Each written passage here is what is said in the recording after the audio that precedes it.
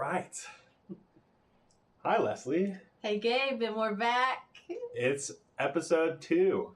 The only way out is in. It's an inside job, and it truly is. So we've kind of adjusted our positioning here a little bit so it doesn't look like my neck is being twisted every time I turn to look at Gabe. So it's nice to be looking in this direction, and I'll do my best to look over here as much as I can too. So we're just getting in the flow over here and working out the details as to how this whole podcast thing works. But as you notice, we already put the first, session out to you because we want to keep it real. We want to show you not only each of our paths and our challenges, our ups and downs and all arounds, but also the day-to-day things that come up. Oh, yeah. Because there's a lot of them, right? Oh, for real, yeah. Well, and hopefully if you're listening to the audio version of the podcast, hopefully the sound is good too. We would love to hear from you if you got any suggestions. But yeah, the day-to-day ups and downs, like I just worked a whole day, hopped in the shower really quick, and now I'm here. And I'm very excited to be settled and here with you, Leslie, to talk about what is it that you wanted to talk about today? So what was coming through to talk about is how I started on my spiritual journey. Because I believe from my own experience that we are a spiritual being having a human experience, a soul having a human experience, so that we have this physical body, we have a soul or a consciousness or a super consciousness or a spark thereof that resides within us, that actually this consciousness animates this body. So we won't go too deep into those types of things yet, but more to come on that. Wanted to share what inspired me to start on a spiritual path. Now, I remember at the age of 8, there's a time at night where the sun is starting to go down and you have to adjust your eyes. Mm-hmm. And I remember looking at the sky thinking, I'm not from here. And then I just ran off and played. Because as a child, that's all I wanted to do was have fun, have a good time. And I feel like that actually is something inherent in us, that we want to be joyful. We want to have a good time. But then we receive, like we talked about in the last podcast, these programs and patterns, these limiting belief systems, these gifts from our parents, from society that mold us, that we actually then seek at some point, if we do, to deprogram ourselves, to free ourselves, to heal ourselves. So it was my own suffering that inspired me to seek. And from what I understand, that's usually the impetus for a seeker to start seeking, because we're looking for relief from whatever traumas we've had, whatever experiences we've had that make us feel whether it's less than or not enough, or anger gets triggered from nowhere. All of these programs, these emotions, these trapped emotions that we have. And I feel like everything is about timing. And when the time is right, they always say, when the student is ready, the teacher arrives. And I've had many teachers show up.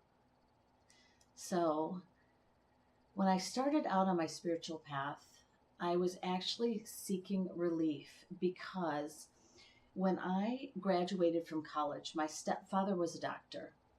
And I really didn't know what I wanted to do with my life. And my father was a lawyer, so I naturally thought I should take my LSATs and try the law path. But even the test itself, I had a huge resistance to it, and I didn't do so well on it.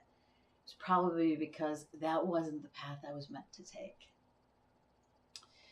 But because I was kind of lost, which I feel like most of us are, especially completing milestone experiences like university. So my stepfather put me on antidepressants. And so I was blissed out all the time. So I had this false sense of bliss. And it was years that I was on this medication.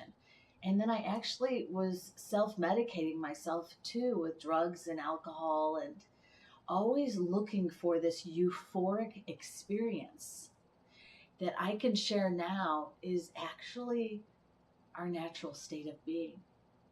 But because of all the trauma and suffering that we each endure and experience, we don't naturally have that feeling anymore. It kind of gets squashed. It's like underneath all of it. And when we're able to gently, or sometimes not so gently, pull back all the layers of all the experiences, the trauma, the emotions that have stacked up and piled up, then we start to experience these natural states of bliss. Wow.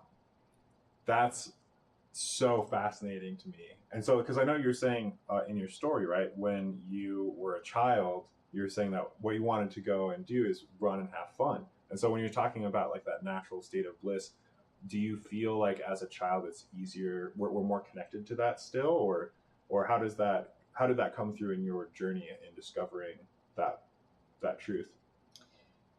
So we are still in the oneness, or the energy of the higher states of consciousness as we move into the body. The baby is the closest to the other side of the veil, so to speak. So as we experience life here, we come through, and the first thing that happens is they kind of smack us on the back, I guess, to make sure we're breathing. I'm not quite sure really what happens in there, but bright lights and poking and prodding. And that baby is still so connected to where it came from, which is the source of all that is. So each time we reincarnate, which we'll go deeper into reincarnation at another time,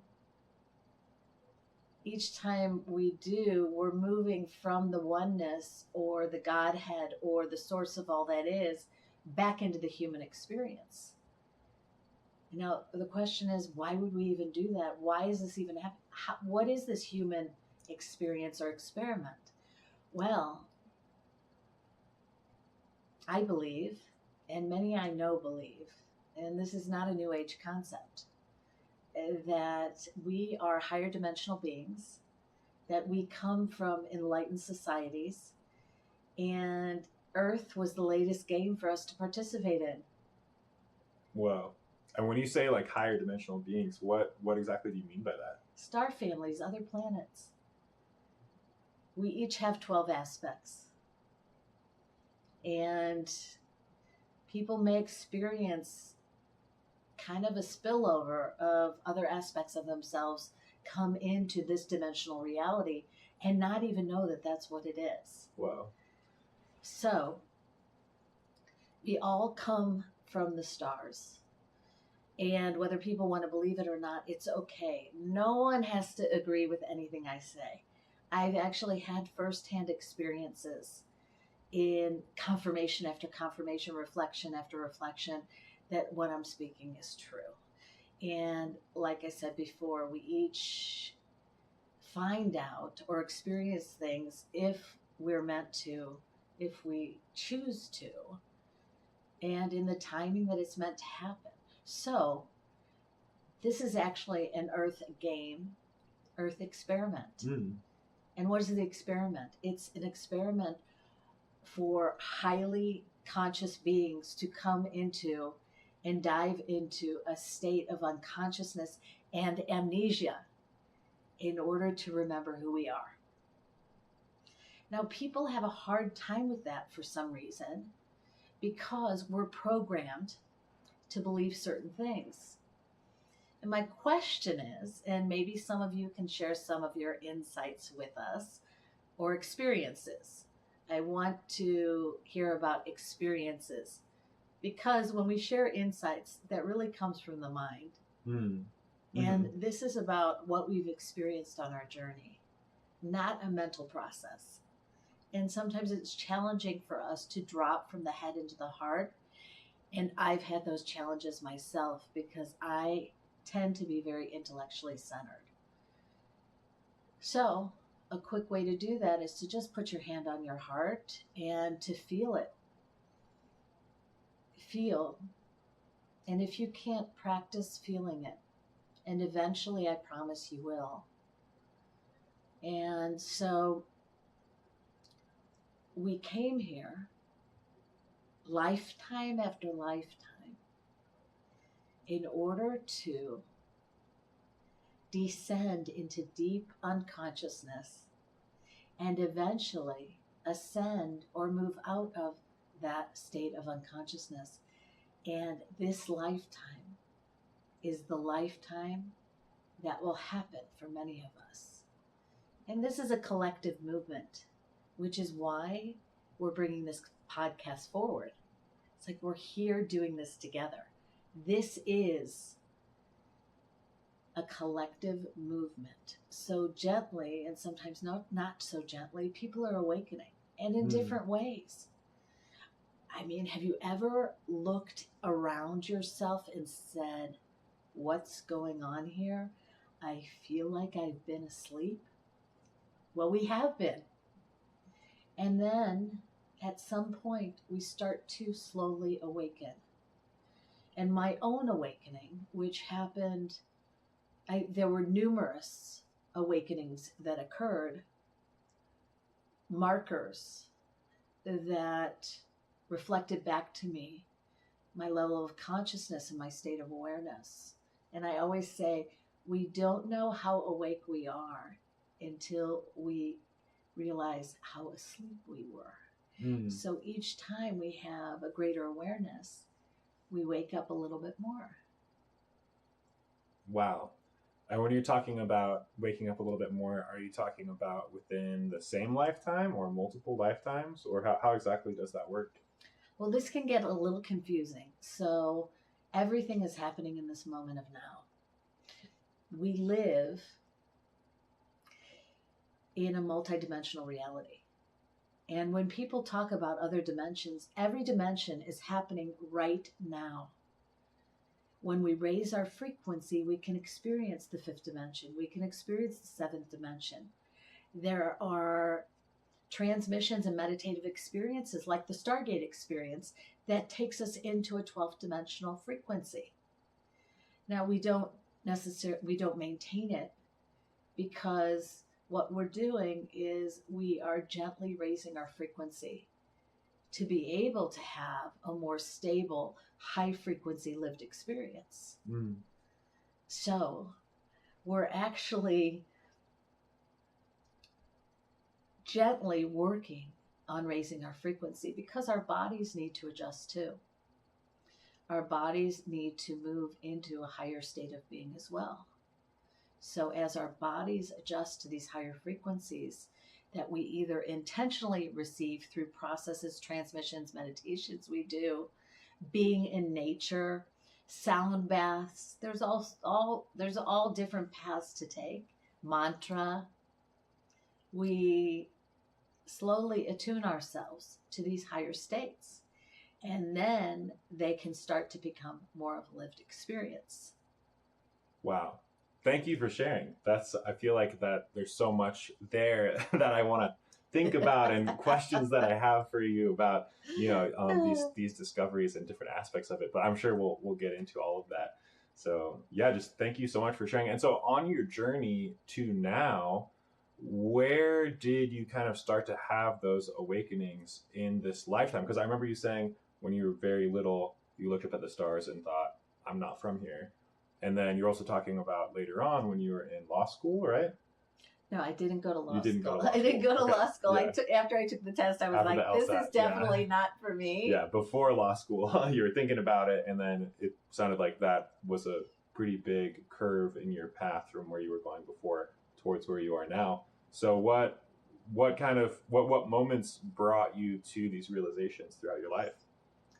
Well, every experience is an opportunity, I feel like. And hindsight always seems to be closer to 2020. I don't feel like we ever have 2020. Just as I feel like we're always evolving and there is no place to arrive to, it just continues on. And that kind of actually also takes the pressure off. So there's no striving, there's no marathon to run. Really, in those states of just doing nothing and being have been some of my biggest shifts. But I had shared, I went on a trajectory of drinking and using drugs and really desensitizing myself, being on prescription medication. And then there were a couple things that triggered me to get off the medication and to actually, one day I woke up and I just said, I can't live like this anymore. And I just stopped everything. But it was a couple of different events that led to this. The first event that led to this was I was living in this apartment in Chicago with my 2 dogs, and I was still on the medication. And I had just had a big breakup, one of the biggest breakups that I've had. I was engaged to be married, and after we broke off the engagement, it just seemed like everything went south. It was just issue after issue. And it was myself trying to push me to wake up. And I really didn't want to. I was doing everything to avoid it because I was always under the surface feeling so much pain and suffering. And so I would do things to make myself feel better. And what happened was there was a pipe in this apartment I was living in, the only pipe that was left unchanged when they had to change them over from like PVC to something else. And I caught this bacterial infection from the pipe and ended up in the hospital. Oh my gosh. So my mother had come to visit me and she's like, I think you smell. And it was like the backup from the sink when I took a shower. The humidity like helped my skin assisted my skin in absorbing this bacteria. So I started smelling like what was in the sink. Oh no. It was kind of gross. TMI.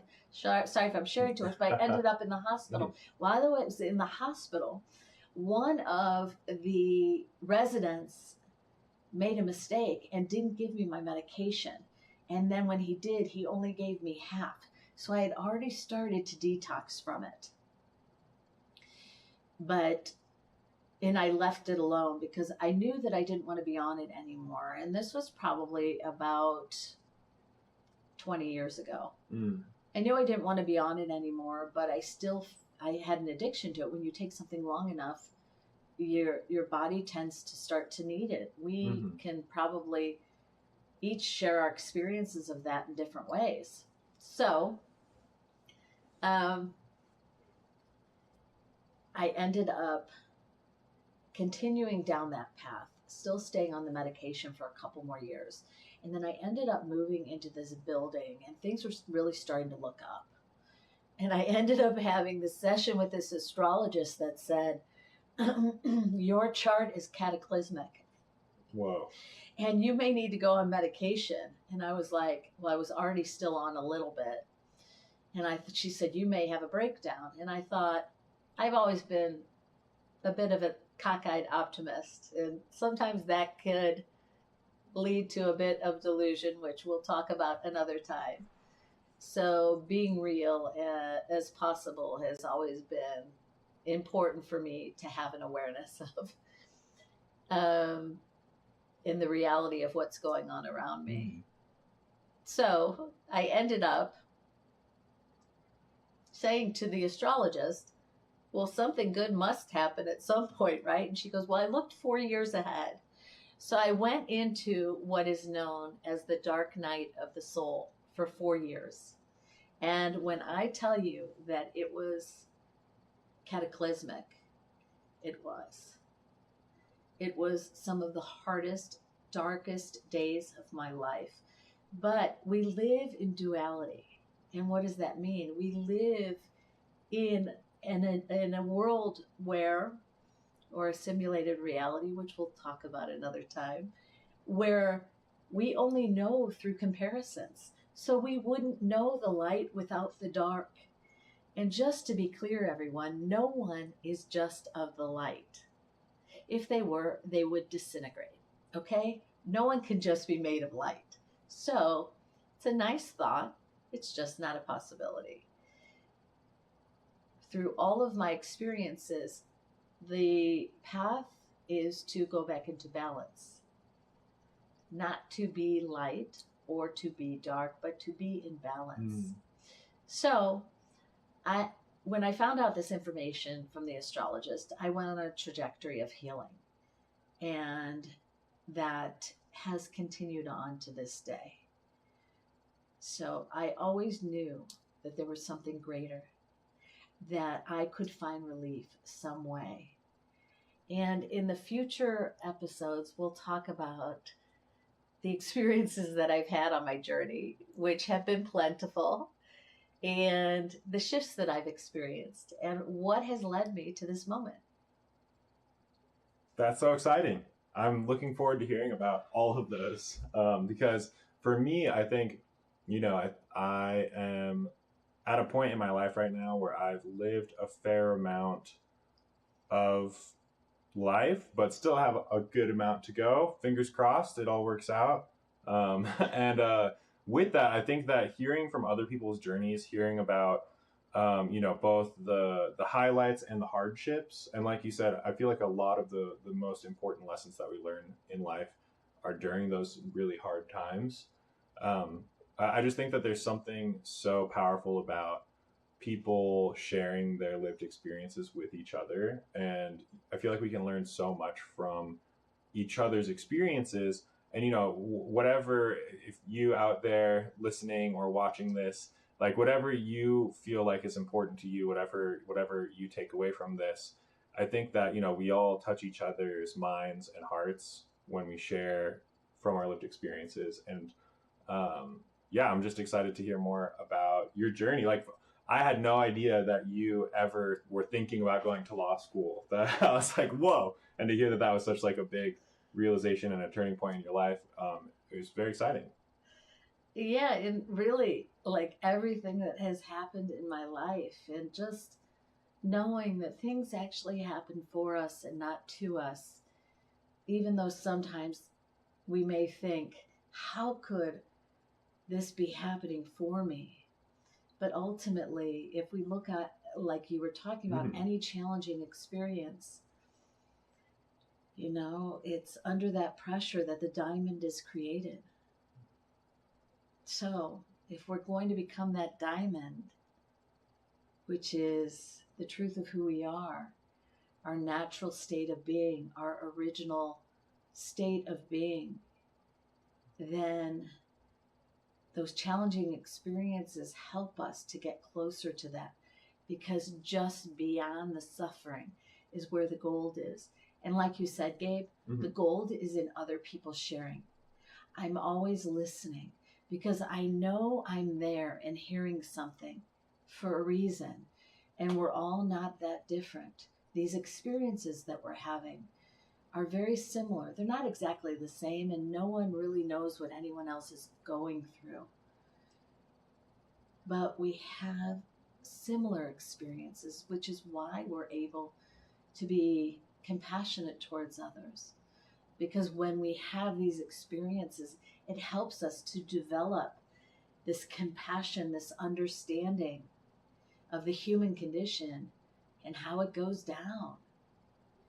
Totally. Yeah. And we'd love to hear from you too. If you have any questions for us about the experiences that we're sharing, or if you have your own experiences that you would love to share with us, please tell us about them in the comments wherever you're listening to this. Once we get enough comments, we're hoping to, answer questions, read them out during the podcast. So we're looking forward to that a lot. Yeah, absolutely. This is about creating community, having a conversation, not just between Gabe and I, but between all of us. So we all can learn from each other, grow together, and live the life, be in the state of beingness that brings us the most joy, the most fun, the most amazing relationships, abundance on all levels, like, which means hitting the jackpot when it comes to everything. And it's not just the material things. It's really, from my experience, the most satisfying and inspiring are more love, more kindness, more compassion, and for me, most of all, more fun. Oh, yeah. Yeah. Cool. Yeah. So Leslie, is there any other things about your journey or any messages we want to send out to everybody here right at the end of today's episode? Well, there's plenty more that I have to share about my journey. So thank you all for tuning in and listening. And hopefully sharing your experiences with us. But I want to talk to those who are having a hard time right now. And I just want to say it gets better. So if you're one of those people who I'm talking to, know that we're with you, we support you, and we're on this journey with you. So being human, it's a roller coaster. There's a lot of lows, but then the lower the lows, the higher the highs. And then at some point, we start to have more balance in our lives. And we'll, in the next episode probably, or one of the episodes coming up, start talking about how we can move back into balance. So, Gabe, Leslie, everyone who's tuning in, it is so great to be here, sharing these experiences, sharing this journey with all of you, and we'll look forward to being back with you very soon. Thanks, everyone. Thank you. All right. Look at us with that timing.